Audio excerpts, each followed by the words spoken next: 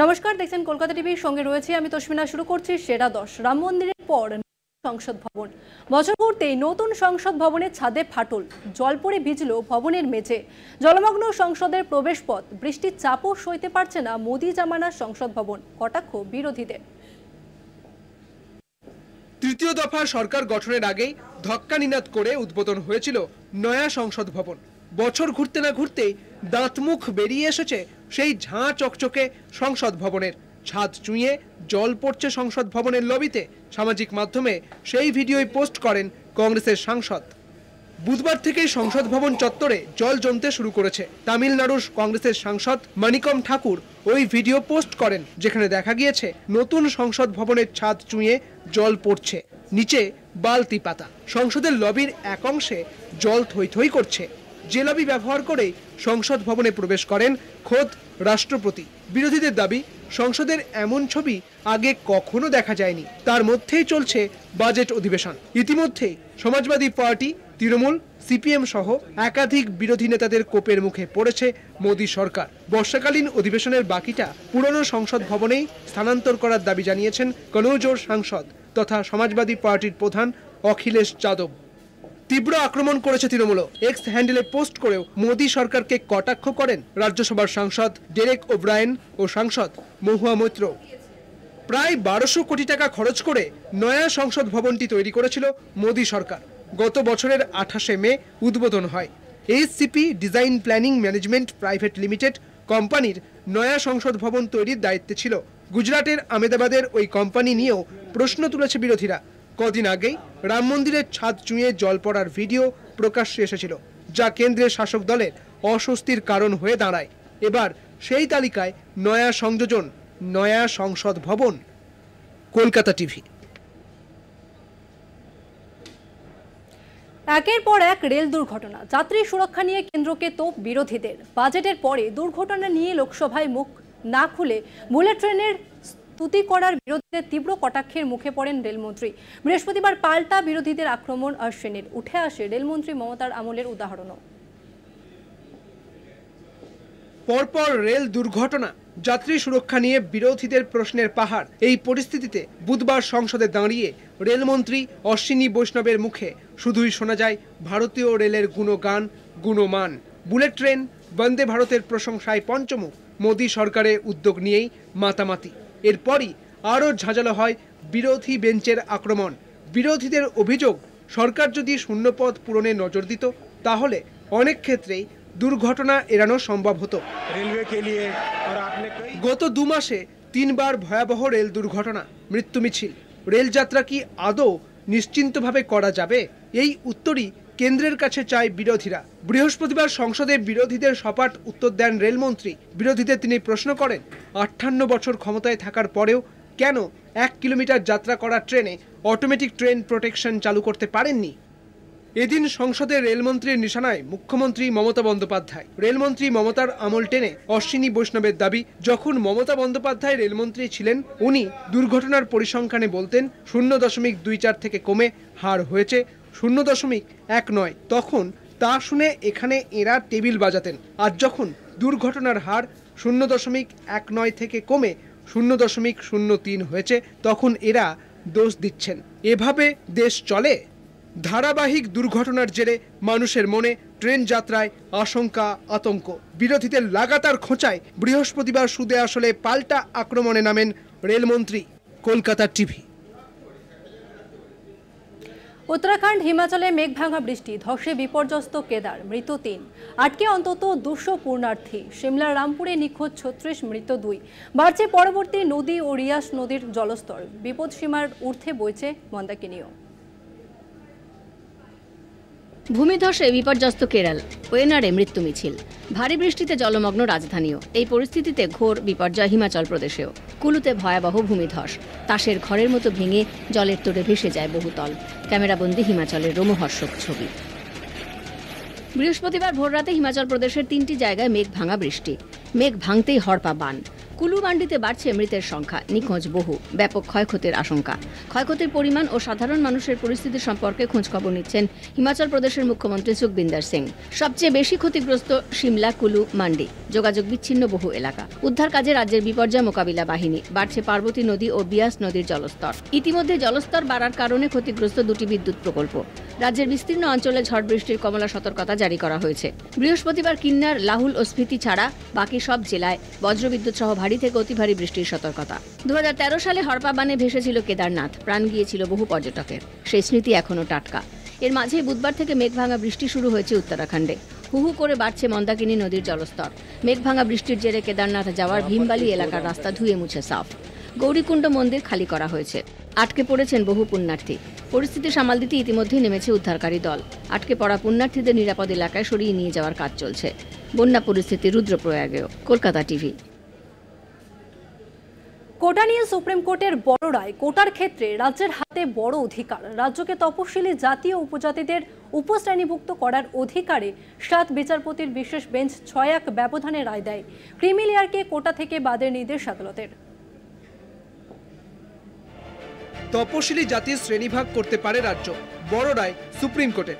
কোটা সংরক্ষণে sub category তৈরি করা হতে পারে। তপশিলি জাতি ও উপজাতি কোটার অনুমোদন। প্রধান বিচারপতি DY চন্দ্রচূড়ের নেতৃত্বাধীন 7 বিচারপতির বেঞ্চ 6-1 ব্যবধানে এই রায়ের পক্ষে মত দেন। 7 বিচারপতির মধ্যে একমাত্র বিপক্ষে মত দেন বিচারপতি বেলা ত্রিবেদী। বৃহস্পতিবার সুপ্রিম কোর্ট জানিয়েছে, কোটা বৈষম্য বিরোধী নয়। তপশিলি জাতি জনজাতিদের মধ্যে উপশ্রেণী চিহ্নিতকরণ ও বিশেষ সংরক্ষণের সুবিধা দেওয়ার বিষয়ে সিদ্ধান্ত নিতে পারবে সংশ্লিষ্ট রাজ্যের সরকার। সরকারি শিক্ষা প্রতিষ্ঠান ও চাকরিতে তপশিলি জাতি জনজাতিদের মধ্যে একাংশকে চিহ্নিত করে আলাদা করে সংরক্ষণের সুযোগ দেওয়া যেতে পারে বলে জানায় শীর্ষ আদালত। সুপ্রিম কোর্টের রায়ে বলা হয়েছে, উপশ্রেণী চিহ্নিতকরণের বিষয়টি ভারতীয় সংবিধানের 14 নম্বর অনুচ্ছেদে উল্লেখিত সমতার নীতি লঙ্ঘন করছে না। প্রসঙ্গত, তপশিলি জাতি জনজাতি এমনকি ওবিসিদের মধ্যে অতি পিছিয়ে পড়া অংশকে চিহ্নিত করে তাদের জন্য SC ST কোটার মধ্যে পৃথক সংরক্ষণের ব্যবস্থা চালু রয়েছে কয়েকটি রাজ্যে। এবার ক্রিমি লেয়ারকে কোটা থেকে বাদের নির্দেশও দিল শীর্ষ আদালত। কলকাতা টিভি।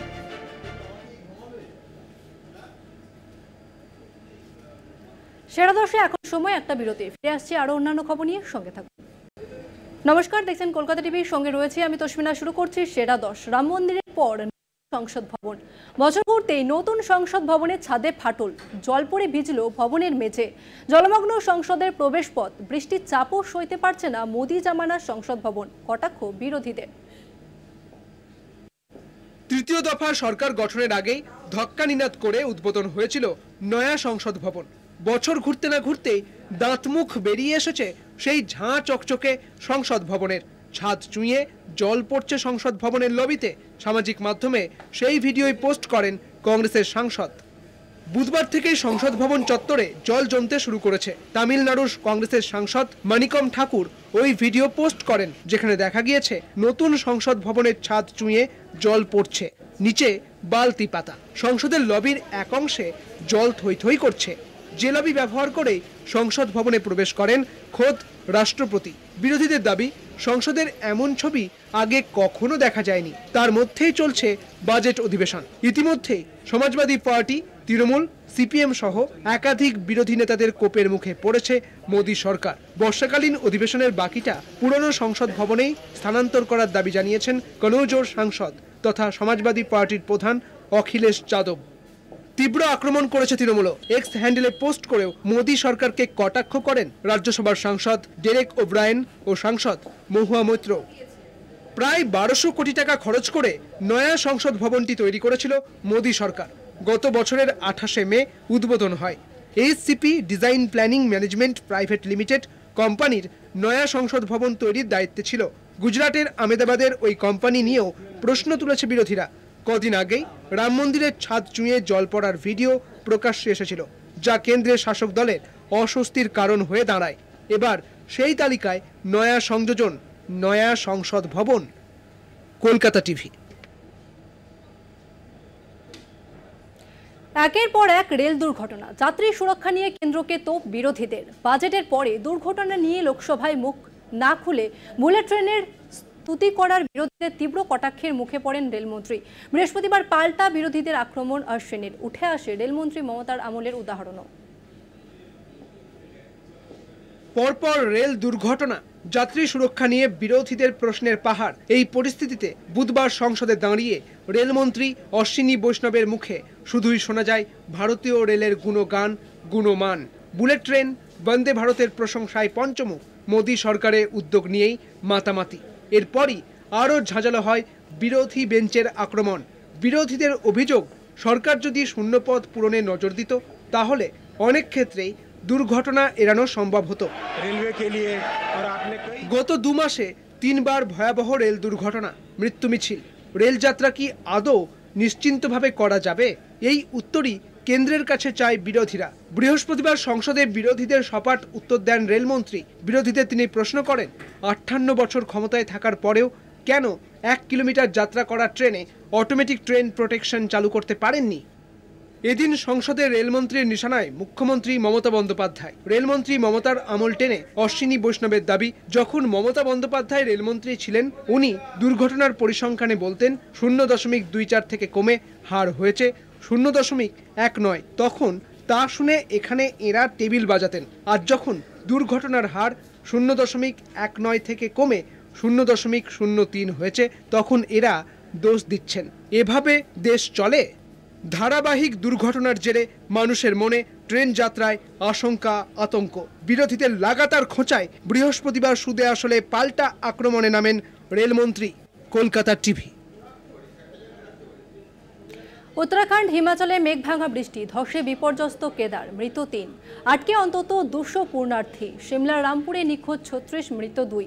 বাড়ছে পরবর্তী নদী ও রিয়াস নদীর জলস্তর। বিপদসীমার ঊর্ধ্বে বইছে মন্দাকিনীও। ভূমিধসে বিপর্যস্ত কেরল, ওয়েনারে মৃত্যু মিছিল। ভারী বৃষ্টিতে জলমগ্ন রাজধানীও। এই পরিস্থিতিতে ঘোর বিপর্যয় হিমাচল প্রদেশেও। কুলুতে ভয়াবহ ভূমিধস, তাসের ঘরের মতো ভেঙে জলের তোড়ে ভেসে যায় বহুতল। ক্যামেরাবন্দি হিমাচলের রোমহর্ষক ছবি। বৃহস্পতিবার ভোররাতে হিমাচল প্রদেশের 3টি জায়গায় মেঘ ভাঙা বৃষ্টি। মেঘ ভাঙতেই হড়পা বান। কুলু মান্ডিতে বাড়ছে মৃতের সংখ্যা, নিখোঁজ বহু। ব্যাপক ক্ষয়ক্ষতির আশঙ্কা। ক্ষয়ক্ষতির পরিমাণ ও সাধারণ মানুষের পরিস্থিতি সম্পর্কে খোঁজখবর নিচ্ছেন হিমাচল প্রদেশের মুখ্যমন্ত্রী সুখবিন্দর সিং। সবচেয়ে বেশি ক্ষতিগ্রস্ত সিমলা, কুলু, মান্ডি। যোগাযোগ বিচ্ছিন্ন বহু এলাকা। উদ্ধার কাজে রাজ্যের বিপর্যয় মোকাবিলা বাহিনী। বাড়ছে পার্বতী নদী ও বিয়াস নদীর জলস্তর। ইতিমধ্যে জলস্তর বাড়ার কারণে ক্ষতিগ্রস্ত 2টি বিদ্যুৎ প্রকল্প। রাজ্যের বিস্তীর্ণ অঞ্চলে ঝড় বৃষ্টির কমলা সতর্কতা জারি করা হয়েছে। বৃহস্পতিবার কিন্নার, লাহুল ও স্পিতি ছাড়া বাকি সব জেলায় বজ্রবিদ্যুৎ সহ ভারী থেকে অতি ভারী বৃষ্টির সতর্কতা। 2013 সালে হড়পা বানে ভেসেছিল কেদারনাথ, প্রাণ গিয়েছিল বহু পর্যটকের। সেই স্মৃতি এখনো টাটকা। এর মাঝে বুধবার থেকে মেঘভাঙা বৃষ্টি শুরু হয়েছে উত্তরাখণ্ডে। হুহু করে বাড়ছে মন্দাকিনী নদীর জলস্তর। মেঘভাঙা বৃষ্টির জেরে কেদারনাথ যাওয়ার ভীমবালি এলাকার রাস্তা ধুয়ে মুছে সাফ। গৌরীকুণ্ড মন্দির খালি করা হয়েছে। আটকে পড়েছেন বহু পুণ্যার্থী। পরিস্থিতি সামাল দিতে ইতিমধ্যেই নেমেছে উদ্ধারকারী দল। আটকে পড়া পুণ্যার্থীদের নিরাপদ এলাকায় সরিয়ে নিয়ে যাওয়ার কাজ চলছে। বন্যা পরিস্থিতি রুদ্রপ্রয়াগেও। কলকাতা টিভি। কোটা নিয়ে সুপ্রিম কোর্টের বড় রায়। কোটার ক্ষেত্রে রাজ্যের হাতে বড় অধিকার। রাজ্যকে তপশিলি জাতি ও উপজাতিদের উপশ্রেণীভুক্ত করার অধিকারে 7 বিচারপতির বিশেষ বেঞ্চ 6-1 ব্যবধানে রায় দেয়। ক্রিমি লেয়ারকে কোটা থেকে বাদের নির্দেশ আদালতের। তপশিলি জাতির শ্রেণীভাগ করতে পারে রাজ্য। বড় রায় সুপ্রিম কোর্টের। কোটা সংরক্ষণে সাব ক্যাটাগরি তৈরি করা হতে পারে। তপশিলি জাতি ও উপজাতি কোটার অনুমোদন। প্রধান বিচারপতি DY চন্দ্রচূড়ের নেতৃত্বাধীন 7 বিচারপতির বেঞ্চ 6-1 ব্যবধানে এই রায়ের পক্ষে মত দেন। 7 বিচারপতির মধ্যে একমাত্র বিপক্ষে মত দেন বিচারপতি বেলা ত্রিবেদী। বৃহস্পতিবার সুপ্রিম কোর্ট জানিয়েছে, কোটা বৈষম্য বিরোধী নয়। তপশিলি জাতি জনজাতিদের মধ্যে উপশ্রেণী চিহ্নিতকরণ ও বিশেষ সংরক্ষণের সুবিধা দেওয়ার বিষয়ে সিদ্ধান্ত নিতে পারবে সংশ্লিষ্ট রাজ্যের সরকার। সরকারি শিক্ষা প্রতিষ্ঠান ও চাকরিতে তপশিলি জাতি জনজাতিদের মধ্যে একাংশকে চিহ্নিত করে আলাদা করে সংরক্ষণের সুযোগ দেওয়া যেতে পারে বলে জানায় শীর্ষ আদালত। সুপ্রিম কোর্টের রায়ে বলা হয়েছে, উপশ্রেণী চিহ্নিতকরণের বিষয়টি ভারতীয় সংবিধানের 14 নম্বর অনুচ্ছেদে উল্লেখিত সমতার নীতি লঙ্ঘন করছে না। প্রসঙ্গত, তপশিলি জাতি জনজাতি এমনকি ওবিসিদের মধ্যে অতি পিছিয়ে পড়া অংশকে চিহ্নিত করে তাদের জন্য SC ST কোটার মধ্যে পৃথক সংরক্ষণের ব্যবস্থা চালু রয়েছে কয়েকটি রাজ্যে। এবার ক্রিমি লেয়ারকে কোটা থেকে বাদের নির্দেশও দিল শীর্ষ আদালত। কলকাতা টিভি।